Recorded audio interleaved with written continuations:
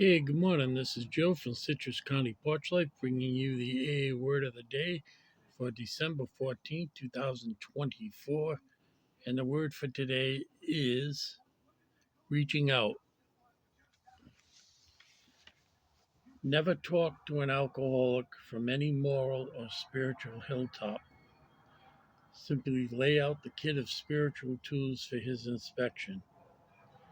Show him how they have worked for you. And that is from the Big Book of Alcoholics Anonymous, page 95. Now,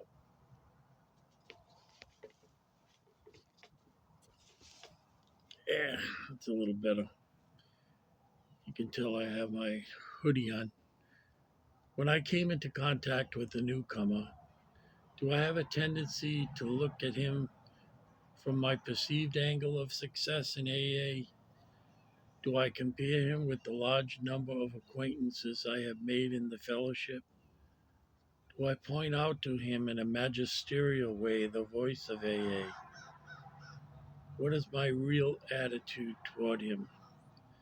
I must examine myself whenever I meet a newcomer to make sure that I am carrying the message with simplicity, humility, and generosity.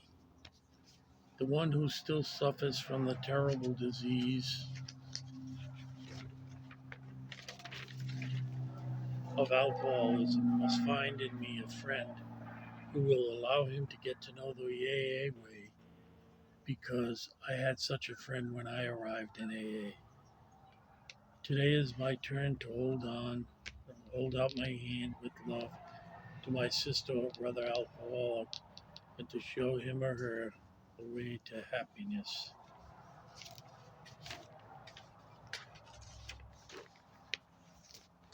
Now, my first meetings in AA, I got out of a meeting and I went to a house that a guy had left for recovery. AA couldn't accept ownership of the house. The second floor was rooms for, at that time, men. They did switch to women. And uh, the downstairs, it had a kitchen, it had a large room for meetings, and it was very convenient for me to get to. I worked very close to it in the morning. So I would go to that meeting, then I would go out maybe to McDonald's or some fast food place, because I had worked the whole night, 11 to 7, and I went to the 8 o'clock meeting at that house, and then I would get some breakfast and then go to a 10 o'clock meeting at a Salvation Army facility in Providence, Rhode Island. Uh, they no longer have meetings at their facility, but at that time they had done it for quite a few years, and they called it the emergency room of AA. Some of the guys that were staying in that facility also attended a meeting, but a lot of them went to more evening meetings because they were working delivering furniture and all those different ministries that uh, Salvation Army has. So I'd always try to get there early so I get a parking space, because it was in a high traffic area. So I was usually able to do it. It only took me about 7 minutes to get there. And it wasn't the very first meeting, but it was the first regular morning meeting that I would go to. Uh, and everyone there was very, very nice. I mean, I can remember not having the shakes from not drinking, but being very nervous. And they were all very. I like. how down to earth they were. They weren't like shoving a book in my face and uh, telling me to do it this way. They just told me, sit back. You've got two ears, one mouth, so listen twice as much as you talk. And I could understand that saying. It wasn't one of the mysterious ones. And I went there quite a few, oh my God, for a few years. Uh, we had to change facilities, which made it a little more difficult for me.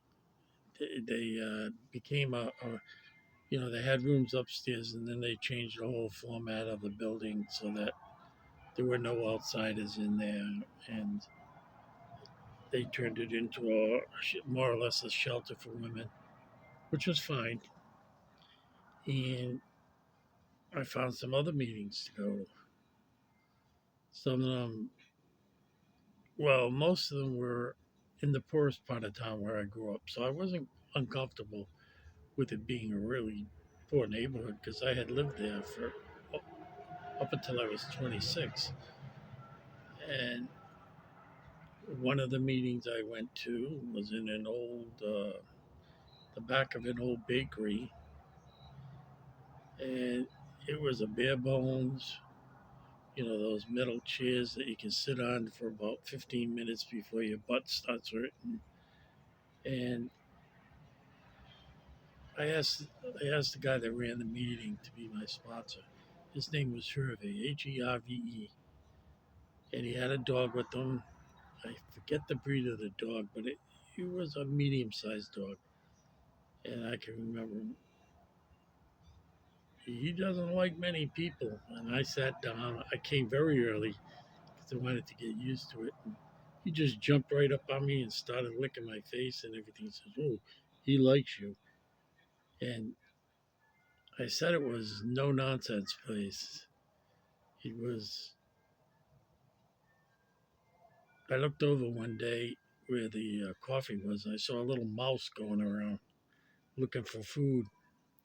Want to hear some sobriety messages, and but that didn't bother me.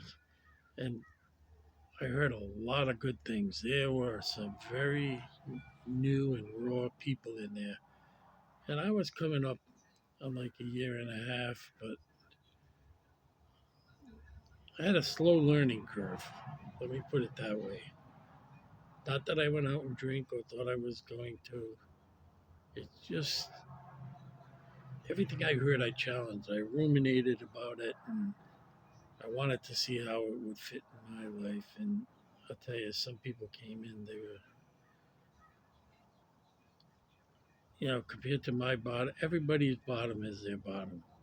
So you can't say one is worse, but people were facing very long prison time, not just for driving drunk, for getting into other jackpots.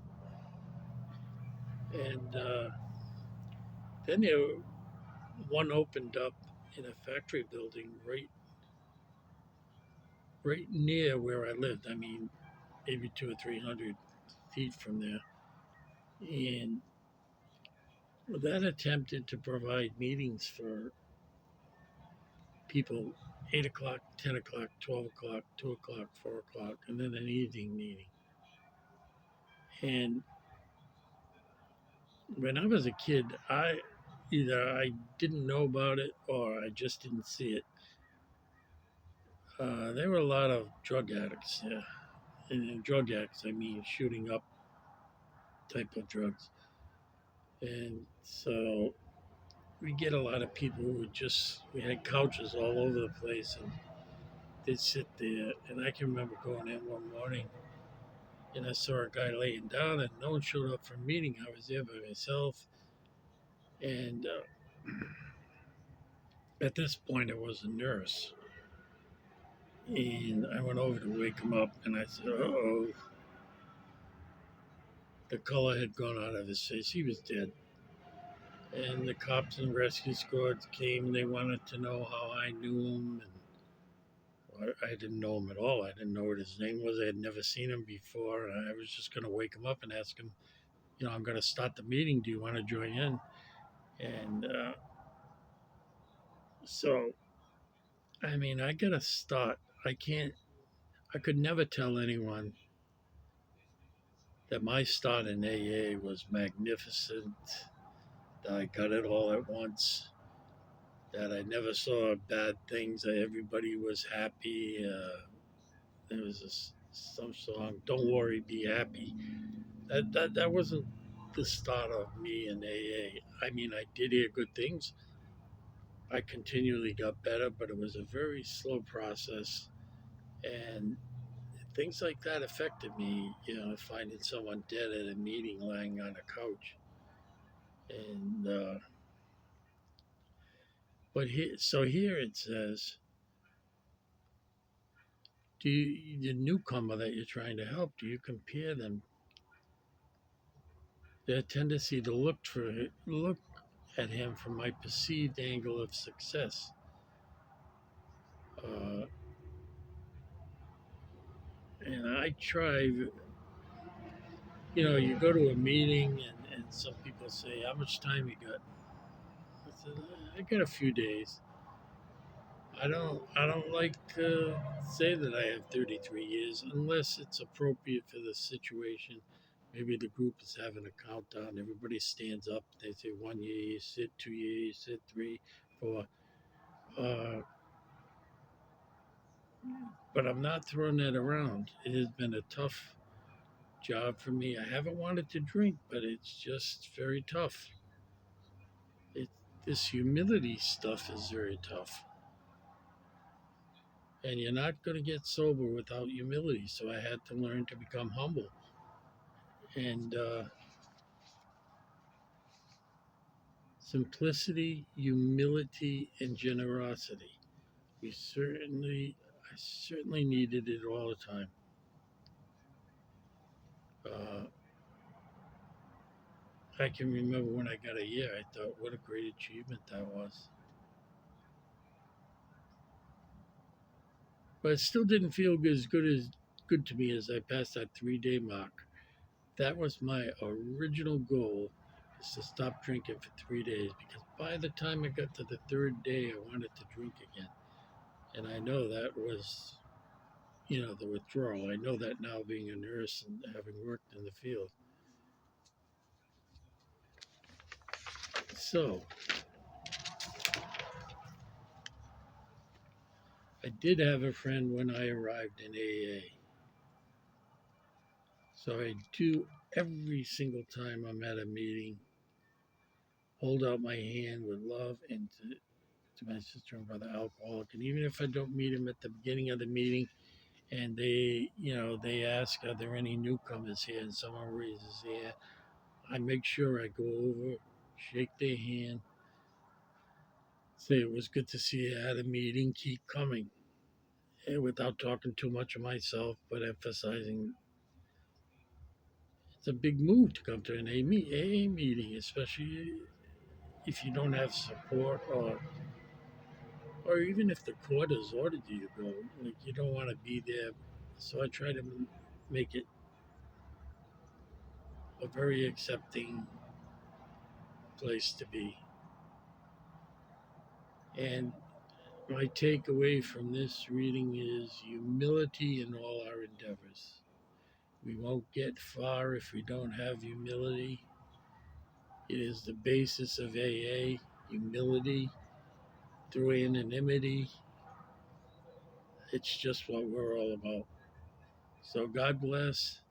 Have a safe and sober day, and talk to you tomorrow.